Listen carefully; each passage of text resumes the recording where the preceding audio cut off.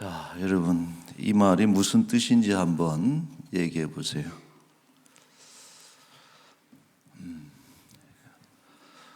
거시기가 거시기 함께 나도 거시기 할 텐께 그쪽도 거시기 하소.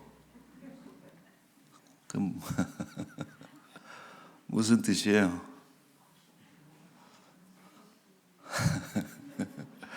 우리 맨 앞에 거시기는 우리 이화영 장로님이요. 장로님이 기도했으니까 나도 기도할 테니 그쪽도 기도하시오. 이제 다 알면서 왜 그래요? 저희 거시기라고 하는 단어는 표준말입니다.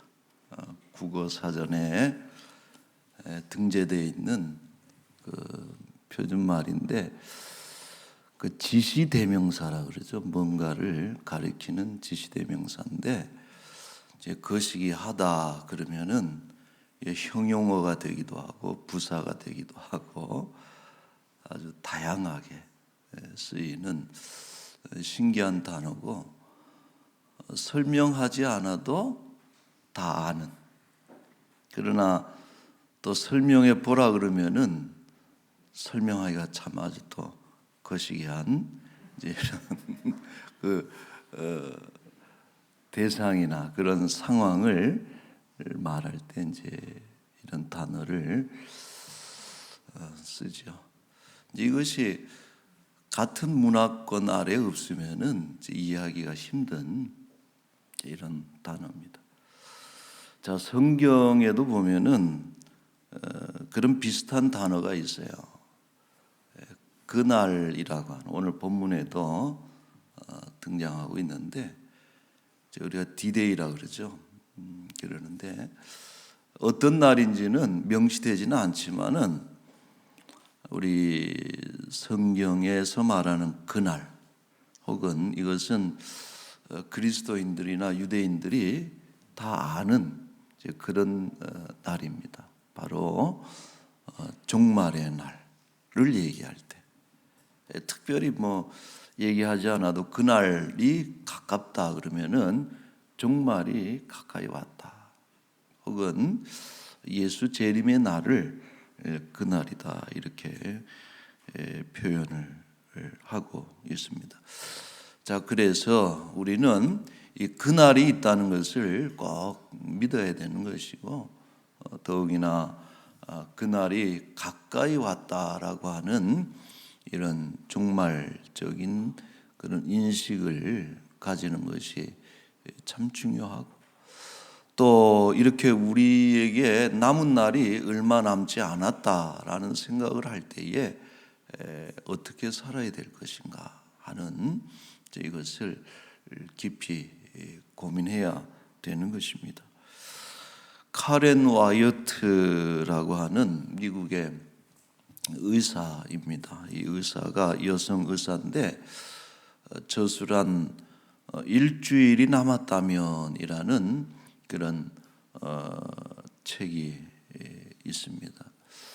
이 저자는 25년 동안 호스피스 병동에서 의사로 일하면서 많은 그 환자들의 임종을 지켜봤는데 사람들이 죽기 전에 후회하는 그 대표적인 7가지가 있더라 하는 거예요. 7가지를 후회한다. 그것을 이제 옮겨놓은 것인데 열거한 것인데 예를 들면은 다시 사랑할 수 있다면 조건 없이 마음껏 사랑하고 싶다. 이게 첫 번째예요. 사랑에 대한 그런 후회죠. 그 다음에 7번째 마지막은 있는 그대로 감사할 걸 하는 이런 후회를 했다고 합니다. 저도 리뷰만 봤어요. 평론한 것만 이렇게 쭉. 요즘 워낙 평론들이 잘 돼 있어가지고 목차라든지 쭉 이렇게 보니까 읽고 싶은 마음이 드는 이제 그런 책이에요. 우리 여러분들도 일독을 권해 봅니다. 나온 지 한 10년 된 그런 책인데, 자, 그 중에 이렇게 소개된 글귀가 있습니다. 인용된 글인데, 당신에게도 마지막 시간이라는 것이 올 것입니다. 그 순간에 멋진 스포츠카를 그리워할 사람이 얼마나 될까요? 누구나 잡고 싶은 손, 기댈 어깨, 귓가에 사랑해요라고 속삭여줄 누군가를 그리워할 것입니다. 이런 글이 있다 그래요. 영어 원제도 사실은 그겁니다. 가장 중요한 게 뭐냐, 이런 제목이었는데, 이제 우리는 이제 그렇게 번역을 한 거죠. 일주일이 남았다면 이렇게 번역을 했습니다. 자, 이 책은 죽음에 대한 이야기죠. 죽음에 대한 이야기지만은 결국은 살아가는 방식을 말해주고 있다 하는 것입니다. 그래서 우리에게 남겨진 날이 짧든, 즉 일주일이 되든지 혹은 여전히 70년 정도 남아 있든지 간에 그건 아무도 모를 일이지만은 짧든 길든지 간에 마지막 그날을 우리가 생각하면서 오늘을 살아간다면은 삶의 내용이 현저하게 달라질 것이다 하는, 후회도 적어질 것이고 하는 그런 메시지를 던지고 있습니다. 자, 오늘 본문도 그런 의미에서 우리가 지난주, 지지난주도 비슷한 얘기를 했는데, 이 종말에 그리스도인은 어떻게 살아야 되느냐, 종말의 행동 강령에 대한 이야기를 주고 있습니다. 한 세 가지를 같이 한번 상고하도록 하겠습니다. 첫째로, 종말에는 굳게 잡아야 된다라는 말씀을 주고 있습니다. 휩쓸려 가지 않기 위해서는 견고한 것을 잡아야 해요. 우리는 뭔가를 붙잡는 것이 있어야 살아남을 수가 있는 것입니다. 23절에 보시면은 약속하신 이는 미쁘시니 우리가 믿는 도리의 소망을 움직이지 말며 굳게 잡자 그랬어요. 우리가 잡아야 될 것은 믿는 바를 잡아야 돼요. 소망하는 것을 붙잡는 것이 참 중요합니다. 자, 죽음이나 개인적 죽음이나 역사적 종말이 두려운 것은 왜 그래요? 이후에 어떤 일이 일어날지를 모르기 때문에 그렇다는 것이, 우리가 죽으면서 눈을 감는 순간 그 다음에 어떤 세상이, 어떤 일이 벌어질지 우리에게는 미지의 세계이기 때문에, 그래서 사람들이 두려워하는 것입니다. 자, 그러나 성도는, 그리스도인들은 알고 있죠. 아니, 믿고 있는 것입니다. 그날이 끝이 아니고 새로운 세계로 들어가는 새 날이고 승리의 날인 것을 우리가 믿고 있는 것입니다. 자, 이러한 믿는 도리에 의거한 소망이라는 거예요. 우리가 소망을 가지는 것은 뭡니까? 그런 어떤 믿음의 근간. 그래서 그 23절에 믿는 도리의 소망이라고 하는 뜻이 그런 것이죠. 히브리서의 수신자들은 누군가니 로마의 박해로 참 끔찍한 고난을 겪고 있는 그리스도인이었습니다.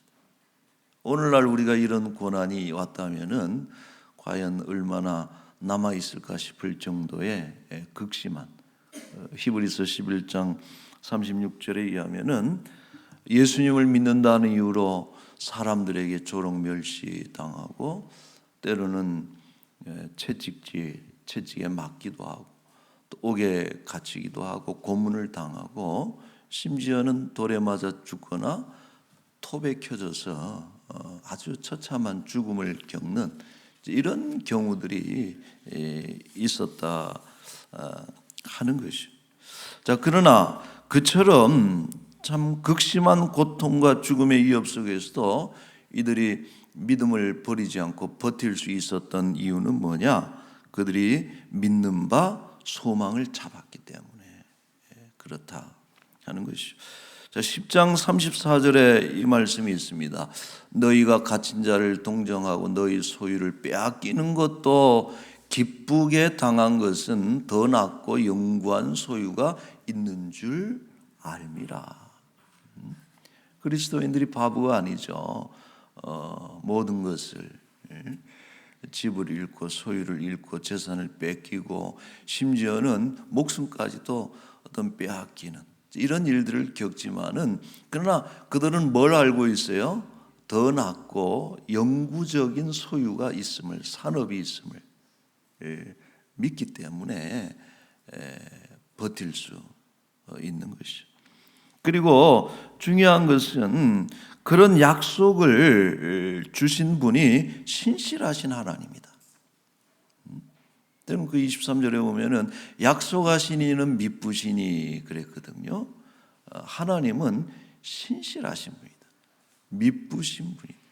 말씀하신 것은 반드시 지키시는 신실하시면서도 그것을 지킬 수 있는 능력이 있으신 분이 하나님이시다라고 하는 거예요.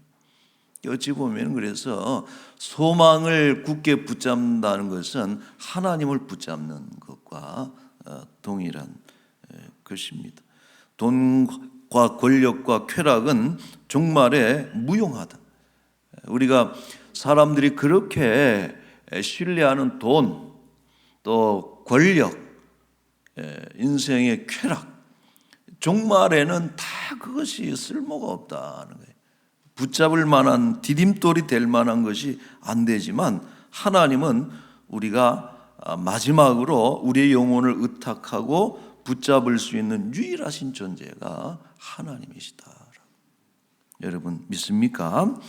그러므로 우리는 이런 부도어음과 같은 세상의 것들이 아니라 하나님의 약속을 또 믿는 바 소망을 굳게 잡는 것이 이 종말의 첫 번째 행동 강령입니다. 자, 두 번째는 서로 붙들어 줘야 된다.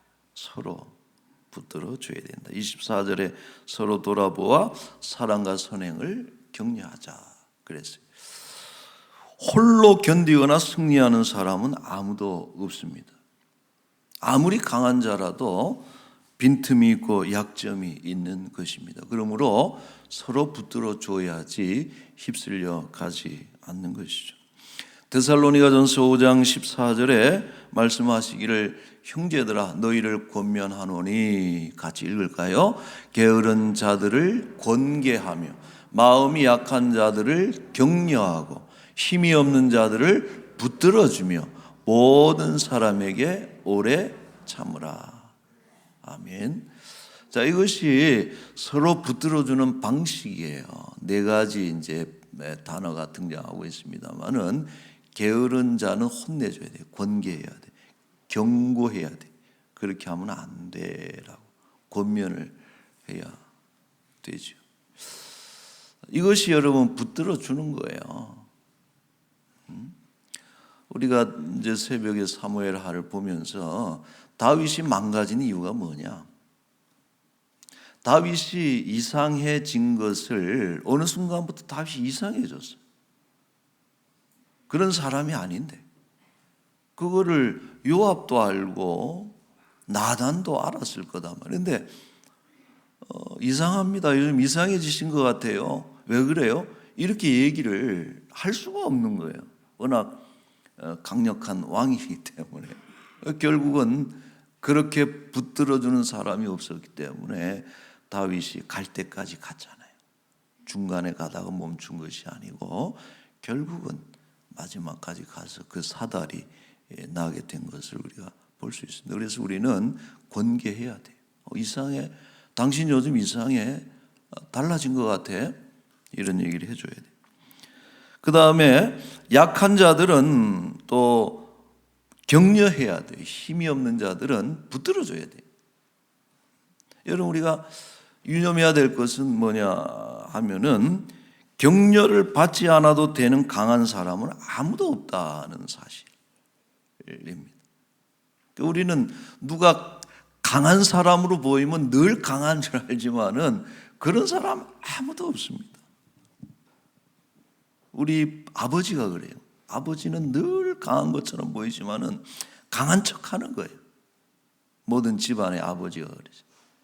지도자들이 그런 것이고, 교회 안에 저 권사님은 강한 것 같은데 강한 척하는 거예요. 그리고 강하려고 애쓸 뿐이지 강한 사람은 아무도 없습니다.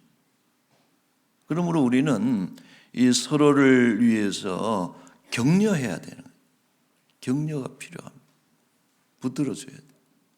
그리고 모든 사람에 대해서는 참아야 됩니다.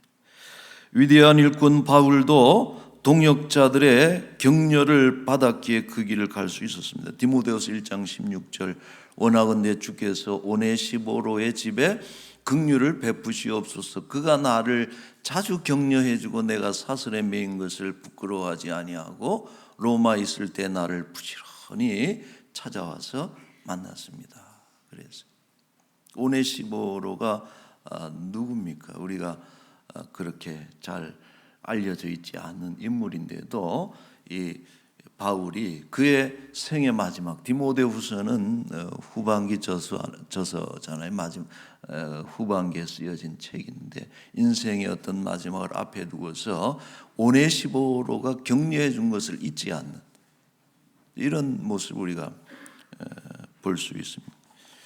여러분, 우리가 잊을 수 없는 사람은 누굴까요? 우리가 마지막에 떠올리는 사람은 우리를 격려해 준 사람을 잊을 수가 없는 것입니다.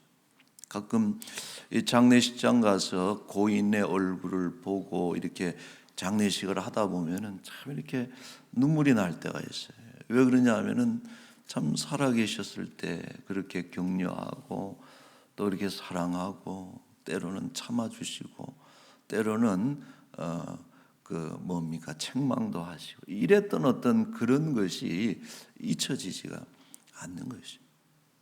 우리가 서로 격려하는 것, 좋은 게 다 좋은 것이 아니고 서로 격려하면서 세워주고 그렇게 아름답게 기억되는 우리 모두가 될 수 있기를 바랍니다.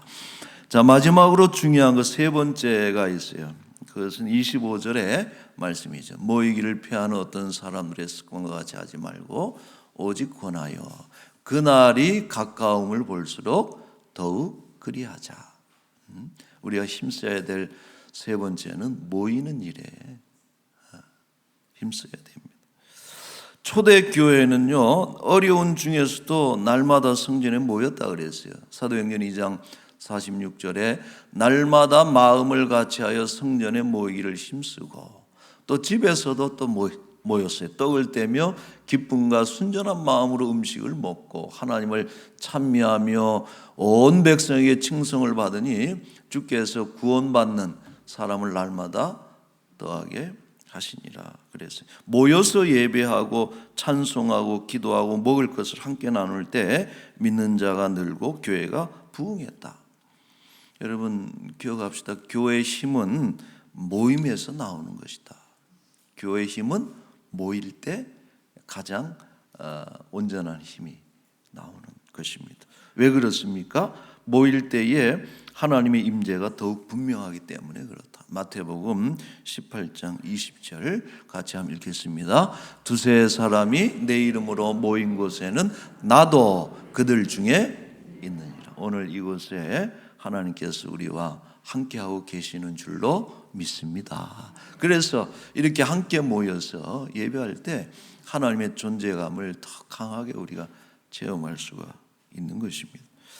코로나19로 인해서 한국교회 모임이 위축됐죠. 근데 이것이 지표상 한국교회 약화로 그대로 드러나고 있습니다. 우리가 몸부림을 쳤잖아요. 어떻게든 예배를 드려보려고 하고 온라인 예배도 하고 그랬지만은 이 모임이 위축되는 것이 결국은 교회의 어떤 영향력이 약화로 드러날 수밖에 없다. 우리는 잘 보고 있습니다. 자, 한 설문조사에 의하면은 대다수의 교인들이 코로나를 겪은 대다수의 교인들이 이런 생각을 했어요. 같은 물리적 공간에서 하나님을 직접 경험하는 것은 너무나 중요하다라고 하는 거예요. 이런 동일한 물리적 공간에서 하나님을 함께 경험하는 것이 너무 중요하구나. 왜 그래요? 온라인 예배를 들어보니까 집중하는 것이 너무 쉽지 않다라고 하는, 하나님께 어떤 집중하는 것이, 예배에 집중하는 것이 쉽지 않더라 하는 그런 어떤 응답을 했습니다. 자, 무엇보다도 심각한 문제는 뭐냐면은 온라인 예배를 드리다 보면은 공동체 의식이 약해지고 교회 소속감이 점점 흐려진다 하는 거예요. 내가 라몬교회 교인인지 아니면은 유튜브 교회 교인인지. 그래서 요즘 생겨난 단어가 그거랍니다. 플로팅 크리스찬이에요. 플로팅 크리스찬. 그래서 떠다니는 신자들이 플로팅 위에서 이렇게 어디 정착하지 않고, 라몬교회 예배도 이렇게 들어보지만 예배 드리는 게 아니에요. 들어보지만 다른 교회 것도 한번 들어보고, 이분들은 플로팅하는 거예요. 이런 것이 뭐 좋은 설교 또 다른 좋은 교회 들어보는 거 참 좋지만, 그러나 여러분 중요한 것은 우리가 특정한 교회에 뿌리를 내리고 목사의 또 교회의 지속적인 지도와 편달을 받는 것이 중요합니다. 그렇지 않으면은 우리는 휩쓸려 갑니다. 목양적인 지도와 보호를 반드시 받아야 돼요. 어쩔 수 없이 온라인 예배를 드려야만 하는 분들이 계십니다. 얼마 전에도 한번 오랫동안 못 뵈서 한번 통화하는 가운데 이제 이런 얘기를 하셔요. 목사님, 너무 보고 싶고 너무 가고 싶고 제가 몸만 좀 괜찮아지면 나갈게요 하는데, 저는 하루에 일주일날 주일에 3번 예배를 드립니다. 1부도 드리고요, 2부도 드리고 3부도 드리고. 그렇게 하는 이유가, 그렇게 하는 동안에는 목사님 얼굴도 볼 수 있고 장로님들이 나와서 기도하는 것도 볼 수 있고 찬양대원이 나와서 이렇게 찬양하는 것도 이렇게 들으면서 내가 마음이 그래도 좀 편해지는 것을 느끼기 때문에, 그러니까 뭔가를 놓치지 않으려고 끝까지 붙잡는 그런 모습이죠. 그래서 참 빨리 회복돼서 나오시기를 바라는 마음이 있고, 또 그나마 온라인으로라도 이렇게 예배 드릴 수 있다는 수단이 있다는 것에 대해서 참 한편으로는 또 감사함을 느꼈습니다. 그러나 그 외에는 이제 현장으로 나와야 됩니다. 우리가 다른 핑계를 대면 안 돼요. 나와야 돼요.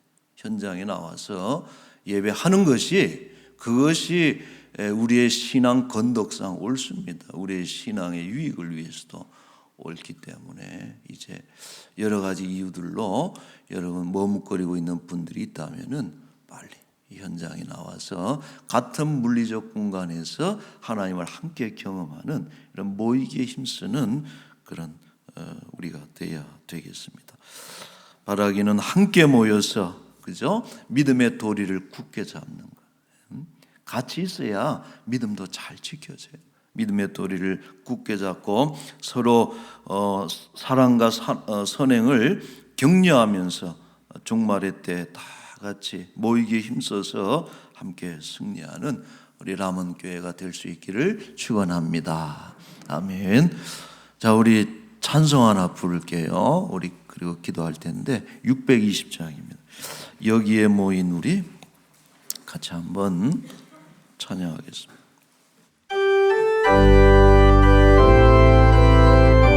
1절만 할 겁니다.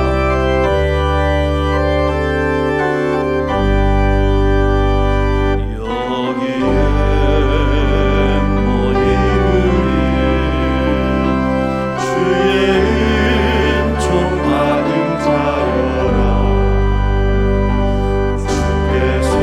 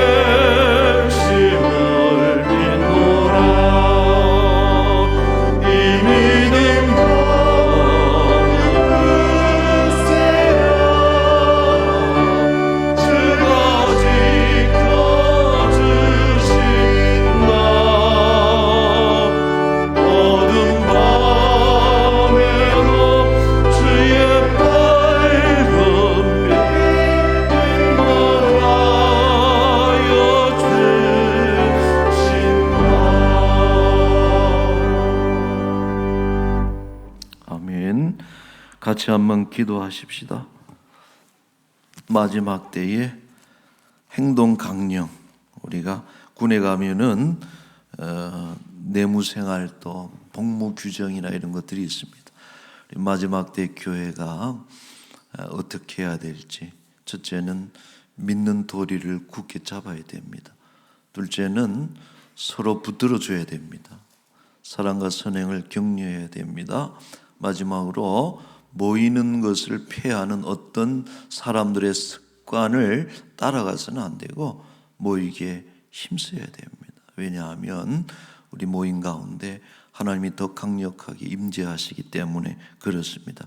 코로나19로 인해서 그동안 모임이 위축되고 교회가 약화된 것을 이제는 다시 새롭게 하시고 회복하시고 부흥의 역사가 다시 한번 우리 가운데, 한국교회 가운데 임할 수 있도록 이 시간에 여러분 같이 한번 기도하겠습니다.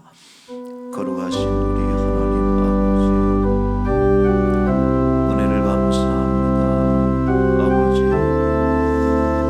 주여 아버지,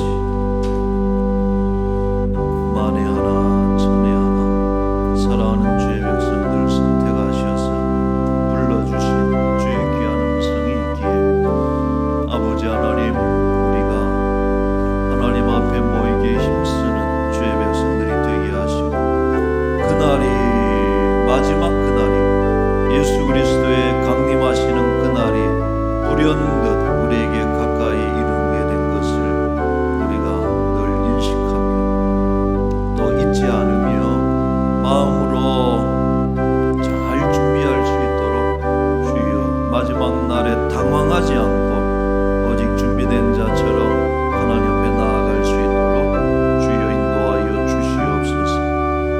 아버지 하나님, 아직도 하나님 잠든 영혼, 주저앉은 이들이 있다면은 주의 전에 나와서 예배하고 또 흘려가 버린 이들이 있다면은 다시 잡아주셔서 하나님 되돌려 주시고 회복시켜 주시고 하나님 있어야 될 자리, 또 은혜 받을 그 자리에 우리 모두가 하나님 좌정하고 또 임할 수 있도록 주여 인도하여 주시옵소서. 아버지 감사합니다. 거룩하신 하나님, 자비하신 우리 아버지, 만에 하나 천에 하나 주의 사랑하는 자녀로 선택하시고 때가 돼서 불러서 예배의 자리, 은혜 받는 자리에 저희들을 하나님 이렇게 모이게 해주셔서 너무나도 감사드립니다. 에클레시아, 교회는 모이는 곳이고 또 그래서 함께 은혜를 나누고 또 그래서 세상을 변화시키는 그런 공동체인 줄로 믿습니다. 코로나19로 인해서 각종 모임이 위축되고 또 교회가 약화된 이러한 때 다시 한번 모이기에 힘쓰므로 인해서 이러한 세상 풍파에 휩쓸려 가지 않고 믿는 도리를 굳게 잡고 또 서로 붙들어주고 모이기에 힘쓰므로 인해서 마지막 때 우리가 견고하게 믿음으로 세워질 수 있도록 주여 복을 내려 주옵소서. 지금 보이지 않는 이들, 잠든 이들, 주저앉은 이들, 휩쓸려간 이들이 있다면은 깨어나게 하시고 하나님 일어나게 하시고 하나님 붙잡아서 다시 한번 돌아오게 하여 주옵소서. 우리 원희로 내 마음은 육신이 연약해서 온라인 예배라도 의지하며 예배하는 우리 사랑하는 지체들은 하나님 하루속히 질병에서 깨어나게 하시고 몸부림치면서 믿음을 지키고 하나님께 예배하기를 소망하는 그 모든 몸짓을 하나님께서 의미 있게 하시고 더욱더 사랑하시고 크신 은혜로 가득 채워 주옵소서. 그러나 많은 영혼들이 하나님 주의 전을 그리워하며 하나님의 집에 나와서 함께 예배하며 함께 서로 힘을 합해서 이 어려운 날을 잘 이겨낼 수 있도록 역사하여 주옵소서. 아버지, 대한민국을 주께서 복 주셔서 안보하시고 람원교회가 마지막 때에 주신 바 사명에 바르게 반응하며 주의 일에 힘쓰는 교회 되게 하시고, 다들 힘들 때지만은 여전히 믿는 이들이 있고 교회 등록하시고 전도 사역이 활발하게 이루어지게 하심을 너무나도 감사합니다. 하나님, 믿는 자들이 더욱더 늘어날 수 있도록 주여 이 교회를 은혜를 베풀어 주옵소서. 아버지 하나님, 이제 한 주간을 지키시되 좋은 날 질병과 가난에 신음하는 우리 사랑하는 지체들 무너지지 않게 하시고, 격려함으로 붙들어 줌으로 서로 함께 사랑함으로 이 어려운 날들을 빨리 이겨낼 수 있도록 주여 역사하여 주옵소서. 감사합니다. 동행하시기를 소망하며 예수님의 이름으로 기도하옵나이다. 아멘.